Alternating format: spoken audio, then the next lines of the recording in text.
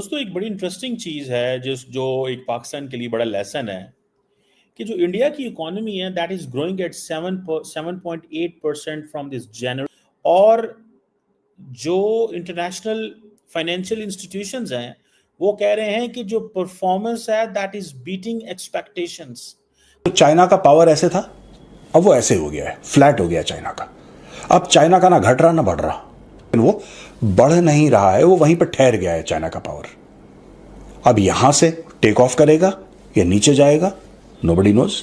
बड़ी मैशियत थी, लेकिन अब लेटेस्ट जो आ रहे हैं फिगर वो लग रहा है कि दुनिया की दूसरी बड़ी मैशियत बनने जा रही है।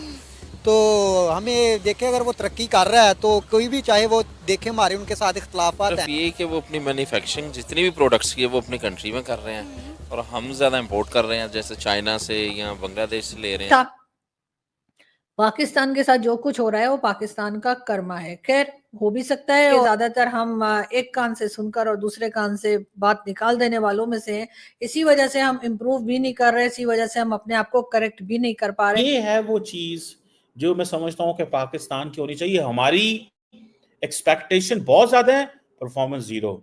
उनकी एक्सपेक्टेशंस उन्होंने कम रखी हुई थी एंड परफॉर्मेंस उनकी बहुत ऊपर है।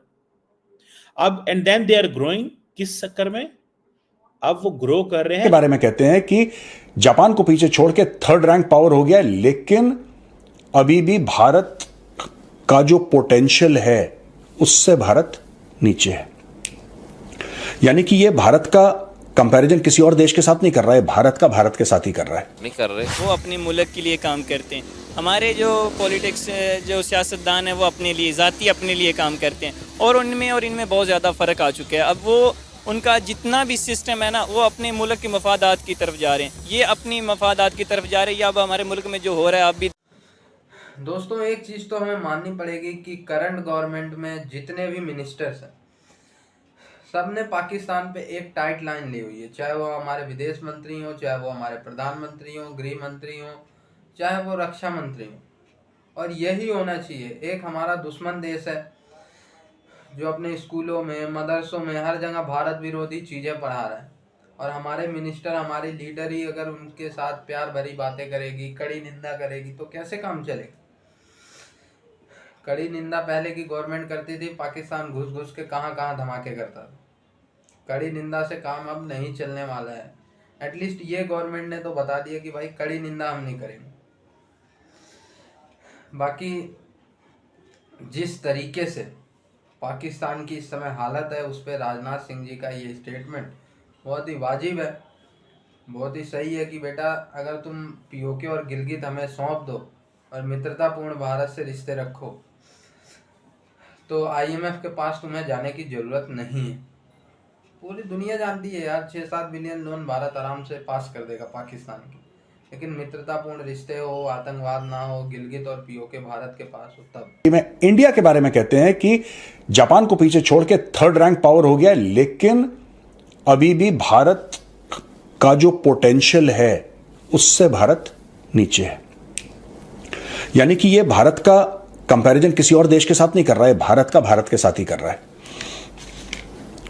जब ऐसा लगता है ना कि यार सचिन तेंदुलकर गया और सचिन तेंदुलकर 50 पे आउट हो गया, 60 पे आउट हो गया, है ना, सचिन गया बैटिंग के लिए 50-60 पे आउट हो गया, तो हमें अरे यार अब he can't make a century every time, but the expectation, तो लोगों का एक्सपेक्टेशन भारत से बहुत है कि भारत ये कर देगा वो कर देगा, और लोगों का ये मानना है कि अभी भी जो भारत को जिस मकाम पे पहुंचना है भारत उससे बहुत दूर है, भारत उससे बहुत दूर है। भारत को अभी बहुत कुछ करना है, बहुत आगे बढ़ना है, और ये जो नंबर 3 आया है कुछ भी नहीं है। भारत को बहुत आगे बढ़ना है और भारत को अपने सिस्टम चेंज करने पड़ेंगे। ये किसी और के साथ कंपैरिजन नहीं है, ये कह रहे हैं खुद भारत को और तेज होना पड़ेगा क्योंकि भारत में पोटेंशियल बहुत ज्यादा है।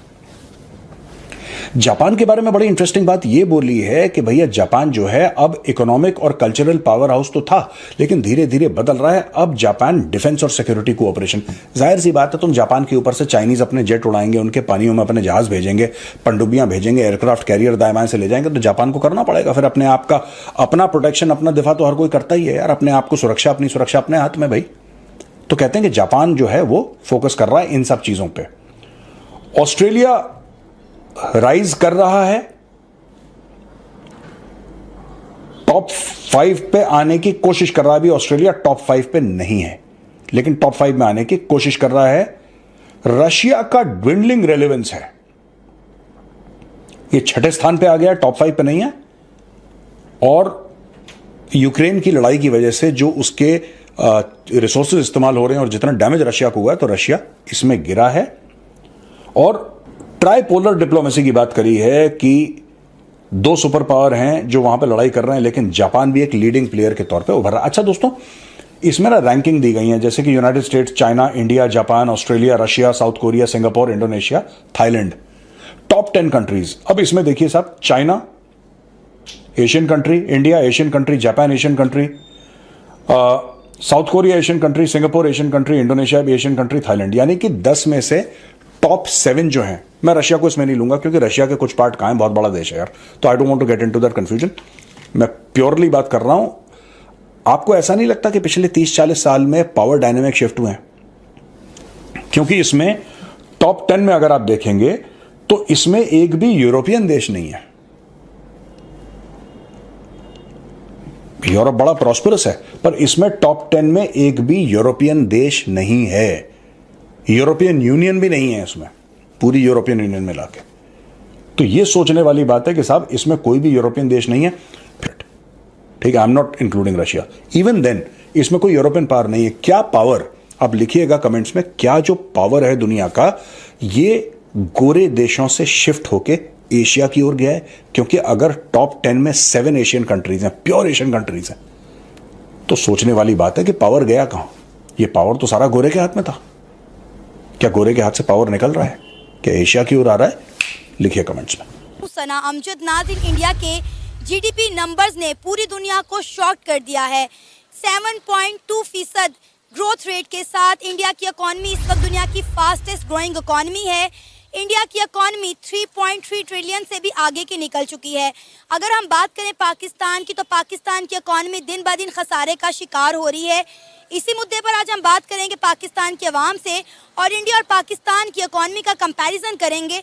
तो आइए चलिए हमारे साथ। के जीडीपी नंबर्स ने पूरी दुनिया को शॉक कर दिया है। 7.2% जो है ग्रोथ रेट आया है इंडिया का। क्या कहेंगे आप? देखें, इंडिया तो ऑलरेडी जो माशी लिहाज से वो पिछले लास्ट तकरीबन 15-20 साल से, जब से मनमोहन सिंह का गवर्नमेंट आई है, एक पॉलिसी के तहत चले आ रहे हैं। वो ऑलरेडी दुनिया की 5वीं बड़ी मैशत थी, लेकिन अब लेटेस्ट जो आ रहे हैं फिगर, वो लग रहा है कि दुनिया की दूसरी बड़ी मैशत बनने जा रही है।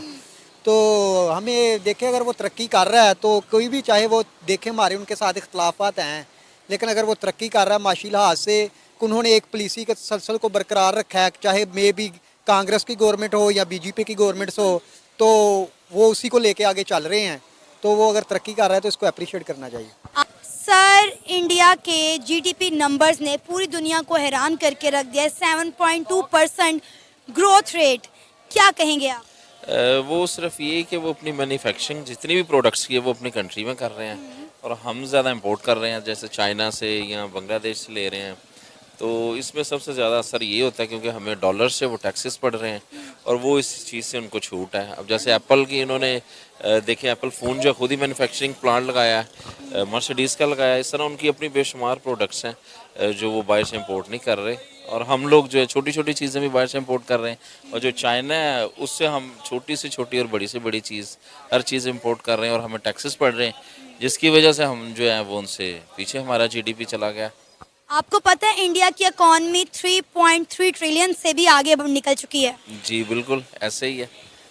क्या वजह है कि हम दिन ब दिन खसारे की तरफ जा रहे हैं, और इंडिया की इकॉनमी जो है वो दुनिया की तेज़ी से ग्रो करने वाली इकॉनमी बन चुकी है? हम लोग जो है ज़्यादा टाइम वेस्ट करते हैं सियासत में, पॉलिटिक्स पे, जो अपने असासे हैं उनको जो पूरी तरह डिक्लेयर नहीं करते, पूरे टैक्सेस सही तरह नहीं दे रहे, और हम ज़्यादा इस चीज़ पे गौर ही नहीं कर रहे कि हम बहुत पीछे रह गए उनसे, और वो जो हैं वो इस चीज़ पे जो है बहुत आगे निकल गए हैं, क्योंकि वो ज़्यादा अपनी कंट्रीज़ में हर चीज़ को अवेल कर रहे हैं, और हम ज़्यादा जो है वो बायर्स पे कर रहे हैं। अब जैसे हमारा ट्रेंड चल चुका है कि हम ज़्यादातर जो पढ़ी लिखी जनरेशन है वो बाहर जाने के लिए ज़्यादा भाग रही है, क्योंकि यहाँ की इकॉनमी डिस्टर्ब हो चुकी है और बहुत ज़्यादा हो चुकी है, और जो हमारी गवर्नमेंट है वो इस लेवल